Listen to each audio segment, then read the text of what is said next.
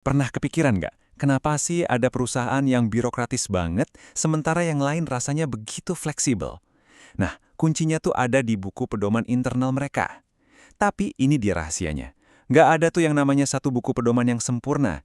Hari ini, kita bakal bongkar kenapa strategi terbaik itu selalu tergantung sama situasinya. Yuk kita mulai? Ini dia pertanyaan besarnya. Kalau memang ada satu cara terbaik buat menjalankan bisnis, kenapa nggak semua orang nyontek aja kan? Jawabannya sebenarnya simpel tapi juga dalam banget. Di dunia bisnis, satu ukuran itu nggak akan pernah cocok buat semua. Terus, gimana dong caranya nemuin sistem yang pas? Jawabannya ada di sebuah ide fundamental yang disebut teori kontingensi. Anggap aja ini kayak fondasi buat ngebangun organisasi yang benar-benar efektif. Jadi apa sih sebenarnya teori kontingensi ini? Gini deh, bayangin Anda seorang koki. Anda kan nggak bakal pakai resep yang sama buat bikin kue sama bikin steak, bener nggak? Nah, teori ini bilang hal yang sama soal bisnis. Cara terbaik buat mengelola perusahaan itu sepenuhnya tergantung sama bahan-bahan dan situasi unik yang Anda hadapi. Semuanya soal konteks. Faktor-faktor ini bisa datang dari dalam, kayak strategi atau ukuran perusahaan, atau dari luar, misalnya teknologi baru atau kondisi pasar. Coba deh anggap setiap faktor ini tuh kayak potongan puzzle. Nah, tugas seorang pemimpin adalah menyatukan semua potongan itu buat menciptakan gambaran sistem pengendalian yang nyambung. Dan inilah tujuan utamanya. Sistem yang bagus itu bukan cuma tumpukan aturan, tujuannya adalah buat membentuk perilaku. Coba deh pikirin gini, kalau strategi Anda adalah jadi yang paling inovatif, tapi sistem di perusahaan Anda malah menghukum setiap kegagalan kecil, ya nggak bakal nyampe tujuannya kan? Sistem itu harus sejalan sama strategi. Oke, teorinya cukup dulu deh. Mari kita lihat gimana ini terapin di dunia nyata. Mulai dari level paling atas, strategi korporat. Apakah sebuah perusahaan harus jadi jagoan di satu bidang aja, atau mendingan menyebar ke banyak area? Ada dua model utama di sini. Di satu sisi, ada si spesialis. Perusahaan yang fokusnya cuma di satu industri, katakanlah perusahaan minuman ringan. Di sisi lain, ada raksasa generalis, atau konglomerat, satu perusahaan yang bisnisnya dari mulai film sampai taman hiburan. Jelas, keduanya butuh buku pedoman yang beda banget.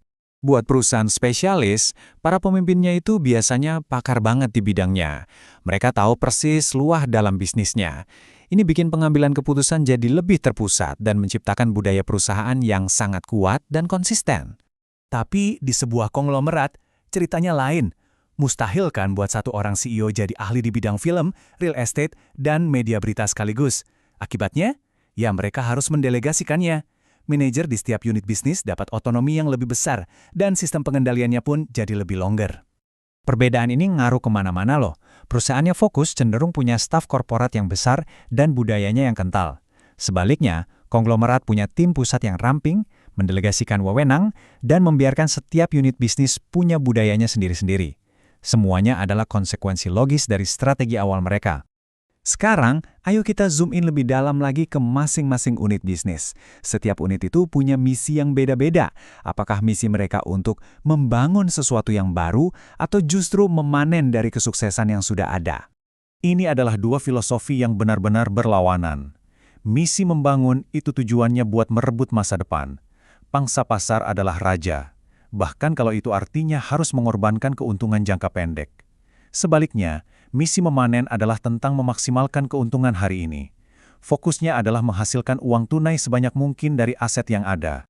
Unit bisnis dengan misi membangun itu selalu dalam mode menyerang.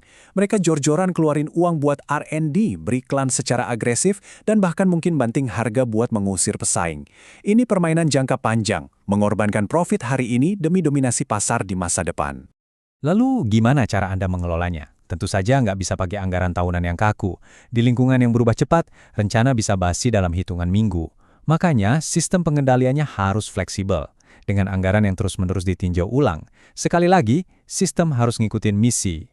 Oke, kita gali lebih dalam lagi. Di dalam arena pasar, gimana caranya sebuah unit bisnis memenangkan pertarungan?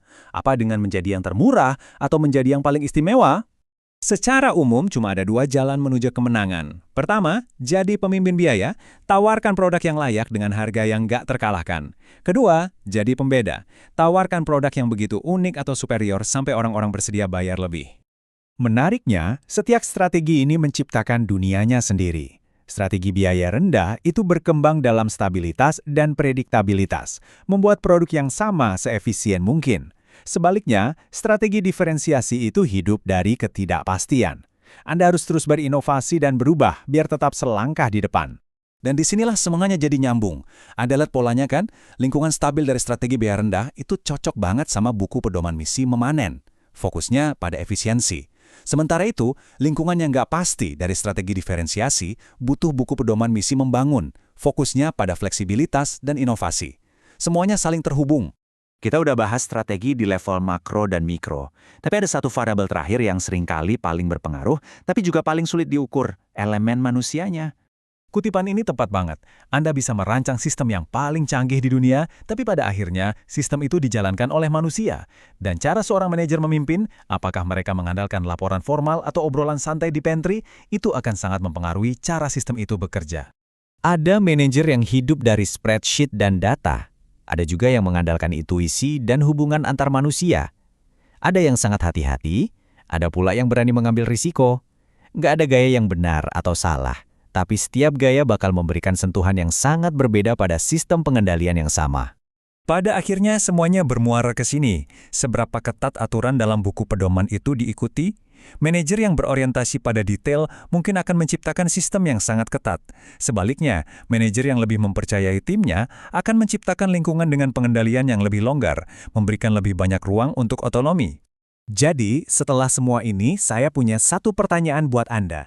Coba pikirkan tentang tempat kerja Anda. Apakah buku pedoman yang digunakan, baik yang tertulis maupun tidak, benar-benar selaras dengan tujuan besar perusahaan? Atau apakah ada gesekan? Nah, menemukan jawaban atas pertanyaan itu adalah langkah pertama menuju kehebatan. Terima kasih sudah menyimak.